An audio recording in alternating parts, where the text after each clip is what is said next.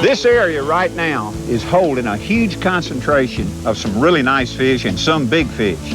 And schools of threadfin shad are working from cove to cove across this point. And the bait I'm using here is ideal. It's perfect for this situation.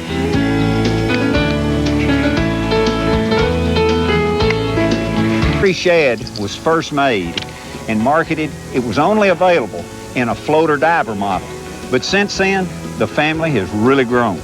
Today, there are 3 sizes in the floater diver models and 3 sizes in the suspending models, and even a shorter lip model. Now, the one I'm using today is the big 3-inch suspending model.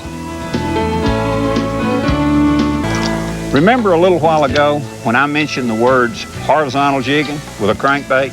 Well, that's exactly how I fish it. And let me show you how it's done. All right, first thing, you got to get it out there.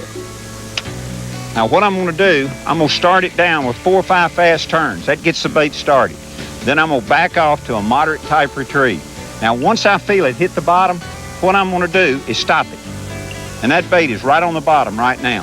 Now, what I'm going to do here is just barely jig my rod tip, taking up the slack, letting the bait hold, kind of jigging it just like that. I may turn it a couple of times, let it sit, and just jig it. And what that bait is doing, it's sitting. Ooh, I thought I had a fish right there. What that bait is doing is sitting right on the bottom. When I move it, it just sits there. When I move it, it moves naturally. But the bait just remains with neutral buoyancy, just sits there. I twitch it, it starts up again. Let it sit. I can work it just about like I would be working, say, a plastic worm. And it gives a fish a completely new look, a crankbait fish with a slow presentation.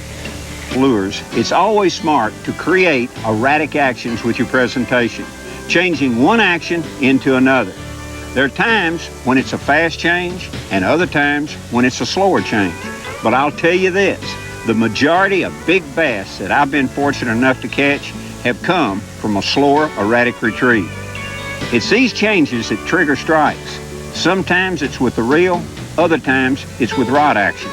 Okay, with deep cranking, you need to keep in mind that whatever line test you use, it's important to consider the actual diameter of the line. Now, my choice for deep cranking is Stren's MagnaThin, which has the smallest diameter for each pound test rating.